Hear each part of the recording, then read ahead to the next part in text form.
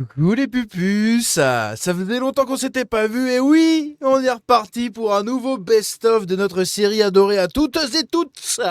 Hein, n'oubliez pas l'écriture inclusive, n'est-ce pas? Dès le CP, il faut apprendre l'écriture inclusive, le non-genrisme, le transgenrisme, tout le isme, tout ce que vous voulez. On a du lourd aujourd'hui dans ce nouvel épisode de notre best-of du Wokistan. Et sans plus attendre, on est parti parce que vous allez voir que ça va être très chargé. Et il y a des spécimens. Waouh! Tous les jours, j'en découvre. C'est absolument fou. Je crois qu'on n'est vraiment pas au bout de nos surprises. C'est parti.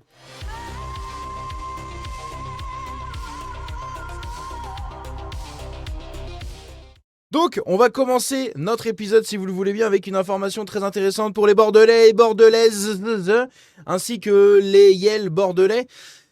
On a du wokisme à l'université de Bordeaux. L'université, avec le soutien de l'ARS et de la CVEC, c'est la contribution obligatoire versée par les étudiants. Voilà, donc les étudiants versent des sous, c'est magnifique. Eh bien, ils ont organisé un événement drague et trans. C'est magnifique.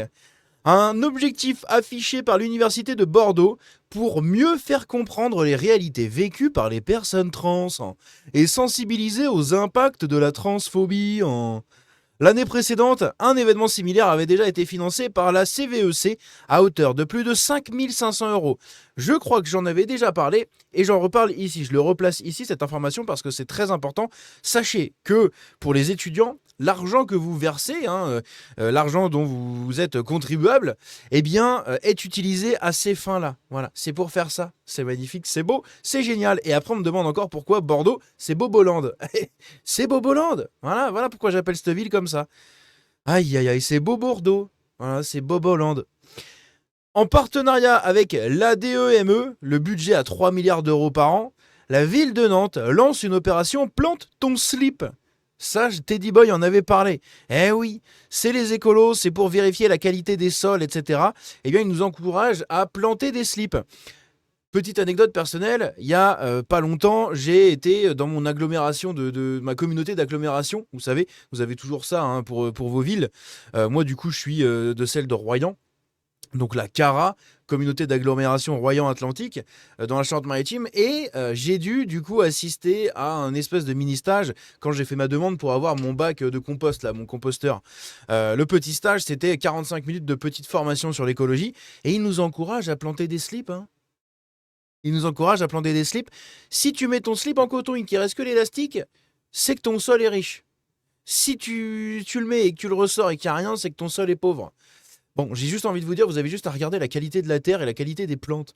Hein, si vous n'êtes pas un bobo qui, pour lui, la nature, ça se résume à 2 arbres plantés le long d'une rue, si vous n'êtes pas quelqu'un comme ça, vous savez reconnaître un sol sain d'un sol qui n'est pas sain. Enfin, je sais pas. Quel est l'intérêt de planter son slip? On s'en bat les couilles. Hein, en plus, s'il vous plaît. Et on respecte un peu les slips ici, hein, n'est-ce pas? On n'est quand même pas à la clampinerie pour rien. Même si j'avoue qu'à l'heure actuelle, je porte un short. Sacrilège. Je vais aller me confesser au plus vite. Regardez ça, c'est magnifique. À votre avis, qui a besoin de qui? Est-ce que c'est la grosse madame, si tant est que ce soit une madame, qui a besoin de lui? Ou est-ce que c'est lui qui a besoin d'elle? Hein, je ne sais pas, dites-moi ce que vous en pensez. On va les regarder. On va regarder nos amoureux. Regardez ça.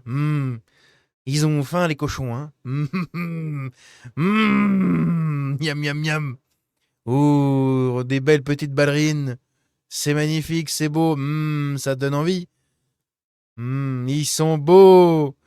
Ils sont beaux, nos futurs mariés. Hein? Au secours. Ça, j'en avais déjà parlé également, alors je le replace ici parce que c'est une information qui me fait rire. Voilà. La WWF, donc la World Wide Foundation, je crois que c'est ça, hein, somme Maria Chiara de Bourbon et de Sicile, donc c'est la sœur de Maria Carolina de Bourbon et de Sicile, de rompre, non pas avec Jordan Bardella, puisqu'il était avec la sœur, mais de rompre avec son titre d'ambassadrice, donc de la WWF, depuis l'apparition de sa sœur aux côtés de Jordan Bardella. Donc c'est-à-dire que la WWF, depuis que sa sœur Maria Carolina de Bourbon et de Sicile, on l'appelait Maria, hein, Maria Carolina, depuis qu'elle s'affiche avec Bardella, eh bien la WWF demande à la sœur de rompre et de révoquer son titre d'ambassadrice de l'association, de l'organisation de l'ONG. C'est magnifique! C'est beau. Genre, ils ont pas des combats plus importants à mener? Hein? Non? Non? D'accord. Ça marche. Ici, on a un truc. Alors, je l'ai pas fait en entier parce qu'en réalité, c'est pas très intéressant. Mais ça, c'est le genre de sujet que je pourrais traiter sur Patreon par contre. Puisque sur YouTube, ça flinguerait juste mon algorithme parce que le commun des mortels n'en aurait que faire de ce genre d'informations. Donc, ça ne ferait pas de vues et donc ça flinguerait l'algorithme de ma chaîne. Malheureusement, je ne suis dépendant de l'algorithme pour l'instant sur YouTube. Mais je le garde de côté cet extrait puisque c'est très intéressant. Et j'en parlerai quand je bougerai aussi sur Patreon pour pouvoir traiter justement ces sujets-là à côté. Il y a l'eugénisme qui commence à faire son arrivée dans la société, mes amis, puisque en Californie, les parents peuvent sélectionner des bébés, peuvent sélectionner la taille, le QI, enfin le QI, l'intelligence estimée, la taille estimée, les couleurs, la couleur de la peau, etc., etc., etc. S'il aura des grandes mains pour travailler, par exemple, je sais pas moi, le sol, hein, s'il aura je sais pas en fait, c'est de l'eugénisme, voilà. Si vous savez ce que c'est, bah ça arrive, et si jamais vous ne savez pas ce que c'est, informez-vous parce que ça arrive. Et c'est légal. Oui, oui, c'est légal, c'est en Californie. C'est magnifique. La Cour de justice de l'Union européenne a déclaré que restreindre l'accès des mineurs à des contenus sur la métrosexualité et le changement de sexe est contraire aux valeurs de l'Union. C'est beau, hein? C'est... Ouf. Oh, cette Union européenne. Magnifique, n'est-ce pas? Alors ici, on a maintenant France Inter qui nous fait la promo après les artistes, tous plus gauchistes les uns que les autres, tous plus diversifiés de la diversité diversitaire les uns que les autres. Et bien ici, on a le droit à un albinos à moitié métro SEL qui chante. Voilà, en gros, c'est ça sa chanson. Je vous invite à aller vous renseigner sur Sir Monsieur. Je vous mets le clip en description dans l'onglet des sources. Vous irez regarder. Attention, hein, prenez vos boules caisses parce que ça va saigner des oreilles. Eh oui. La disparition de Manon en Loire-Atlantique. Alors, ça, c'est une affaire un peu plus sérieuse. On a Manon qui a disparu en Loire-Atlantique. Son compagnon qui a été retrouvé en Algérie. Très bizarre. Très étrange. Eh bien, on a tout simplement Isabelle Saporta, qui est une chroniqueuse voilà, de chez RTL, de tous ces trucs-là, etc., qui nous dit à tous ces enfants de France, nés en France, français, qui ont des origines algériennes, blablabla, et on va écouter le début de ce message juste ici, c'est parti. Isabelle Saporta, je me tourne vers vous, le compagnon de Manon, Karim, un homme qui clame son... C'est encore Karim. Mais c'est dingue, hein. C'est dingue. Ah, la surprise me surprend de manière, eh oui, vous connaissez maintenant, surprenante. innocence a été arrêté lundi en Algérie. C'est l'histoire d'une tragédie. Une femme jeune, pétillante, mère d'une petite fille de 15 mois, disparue du jour au lendemain. Sa mère, on vient de l'entendre, désespérée et rongée d'angoisse. Le compagnon a un passé de violence sur son ex-conjointe, une première enfant dont il a été tenu éloigné. Les proches de cette jeune femme craignent un féminicide, comme il y en a une centaine par an en France, comme il ne devrait plus jamais y en avoir. Sauf que Mais bien sûr, c'est la faute des hommes. Des quels hommes? Des quels hommes, Isabelle? cette fois-ci, le compagnon est algérien et on l'a bien précisé qu'il était algérien, qu'il avait fui avec sa petite fille en Algérie et une petite musique nauséabonde a commencé à se faire entendre sur les réseaux sociaux, dans les commentaires des journaux. Il est algérien, comme par hasard. C'est bizarre, c'est ce que j'ai dit juste au début. Oh, décidément, ces complotistes d'extrême droite ont peut-être raison en fin de compte. Il est algérien, ben voyons. On a même Ben voyons, ben voyons. Oh, comme c'est bizarre. Oh alors, ben voyons. ressorti la petite phrase d'Emmanuel Macron à propos des médecins étrangers, le jour où le président traitait de maboules ceux qui voulaient nous brouiller avec l'Algérie, pourvoyeuse de médecins pour la France. Qui sont les maboules maintenant, Monsieur Macron, murmurent les commentateurs haineux. Comme si tous les Algériens vivant en France étaient des violeurs, des assassins, qui enlèvent leurs propres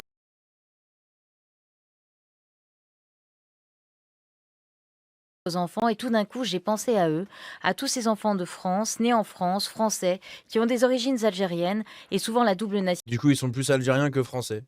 Voilà, c'est tout. Parce que même eux vont se revendiquer comme ça. Tu verras jamais un Algérien, ou alors t'en as peut-être un sur 10 000, et encore, je suis gentil. T'en verras aucun qui va te dire « Non, moi j'ai des origines algériennes, mais je suis français. » Non, ça ne marche pas. Les Kabyles, oui. Certains Kabyles, oui. La plupart des DZ, non. Non, non, ils ont des origines algériennes, ils sont algériens, point. Nationalités, qui vivent en France, qui travaillent en France, qui payent leurs impôts en France, qui ont des enfants français en France et qui doivent Mais qui se sentent plus algériens que français. Ils brandissent en premier le drapeau algérien. Sur les réseaux sociaux, leur pseudo est accompagné du drapeau algérien, pas du drapeau français. Voilà. Moi, sur les réseaux, mon pseudo est accompagné d'une fleur de lys. Eux, c'est le DZ, ma gueule. trembler à chaque fois qu'un fait divers atroce survient, pourvu que l'assassin, le violeur ne soit pas musulman, pourvu qu'il ne soit pas algérien. Bah ouais, mais c'est vrai que souvent, hein, quand même, malheureusement, souvent, c'est le cas. Parce qu'il suffit d'un drame comme celui-là pour que ces jeunes Français soient regardés de travers, perçus comme des ennemis de l'intérieur, qui, quoi qu'ils fassent, quel que soit leur engagement pour ce pays, n'en feront jamais assez pour prouver qu'ils sont bien français, et qui toujours seront ramenés à un pays, l'Algérie, que certains d'entre eux Mais c'est eux qui se ramènent à leur pays directement.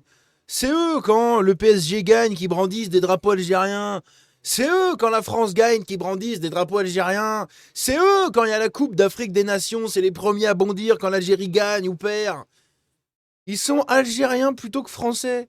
Sur les réseaux, c'est machin truc des Z. Et puis hop, ils ont le drapeau, ils ont tout ça.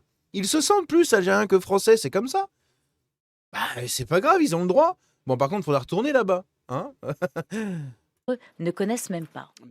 Isabelle, Bref, voilà un petit message, bien évidemment. Aïe, aïe, aïe. Oh, mais pas d'amalgame, s'il vous plaît. Oh. Magnifique. Magnifique, magnifique. Ici, on a cet extrait-là, on va se terminer là-dessus, je pense, pour cette vidéo, c'est assez rigolo. C'est de l'art saltimbanquesque en plein centre de Paris, sur les passages piétons, d'accord. C'est de la danse contemporaine sur des passages piétons. C'est magnifique. C'est beau.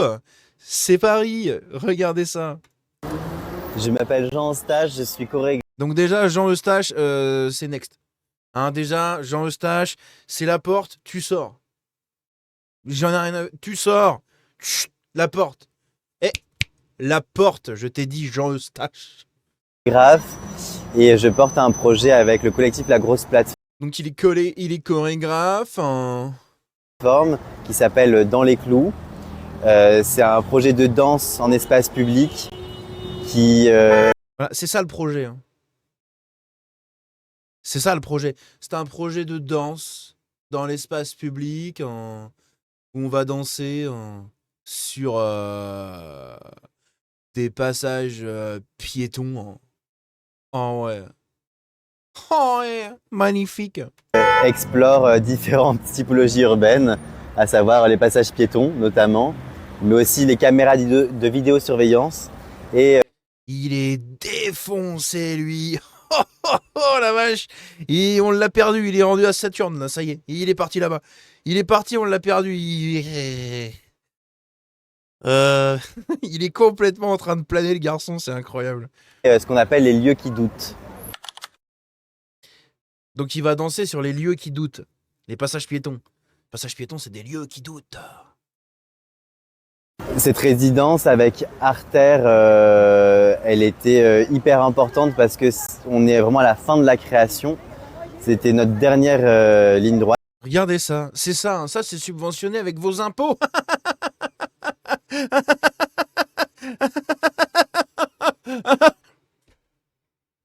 Non mais c'est incroyable, hein.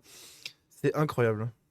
Et ça tombait très bien que ce soit avec porté par Arter parce qu'on a vraiment pu expérimenter tout au long de la semaine la rue, la ville, danser vraiment avec le pouls des circulations, des flux, des passants, parce que c'est une œuvre qui est vraiment en immersion avec les piétons, les automobilistes, les passants. Donc on a vraiment pu se confronter. Ça fait rigoler Josiane, la boumeuse casse les couilles qui est née en 1950. Voilà, c'est elle. Ça la fait rigoler. Ils sont mignons les jeunes maintenant. Oh les artistes. As-tu vu Geneviève? Regarde les artistes. J'ai pas de sac pour hyperventiler, alors je vais prendre ma tétine. Confronté très fort à ça toute la semaine. Les prochaines étapes, on va jouer dans un peu moins d'un mois à Ivry le 12 et 13 mai N'hésitez pas si ça vous intéresse, hein, sachez qu'ils seront là. Hein. devant la mairie. Regardez, ça vous donne pas envie d'assister à des spectacles comme ça? Payer avec vos impôts, hein, voir la redistribution. Vous avez travaillé dur à la sueur de votre front. Ce gars-là et tous ses copines, hein, toutes ses petites copines, eh bien, viennent sucer votre argent. D'accord? Ils viennent goûter la dernière petite goutte pour subventionner leur spectacle. Si tant est qu'on peut encore appeler ça comme ça, d'Ivry. qu'on puisse encore appeler ça comme ça. Et c'est programmé par la ville d'Ivry et la briqueterie. Et quelques jours plus tard, le 19 mai, on va pouvoir représenter le parcours qu'on a fait en fin de résidence avec Arthur. C'est magnifique. Qu'est-ce que vous voulez que je vous dise? Qu'est-ce que vous voulez que je vous dise? Non, lui, ce sera pour plus tard. Bref, on va se quitter sur cette magnifique information juste ici, parce que ça, c'est quand même... Ça, c'est quand même pas piqué des hannetons, d'accord, messieurs, dames? Bref, n'hésitez pas à me dire ce que vous en pensez dans les commentaires de ce nouvel épisode du Best of du Wokistan. On se dit à la prochaine, prenez soin de vous. N'hésitez pas à vous abriter avec le parapluie spécial anti-wokisme. Surveillez vos familles, vos enfants, vos proches, et protégez-les. D'accord? Protégez-les contre cet océan LGBT et arc-en-ciel. Ah, au secours. Bref, on se dit à la prochaine. Prenez soin de vous. Ciao.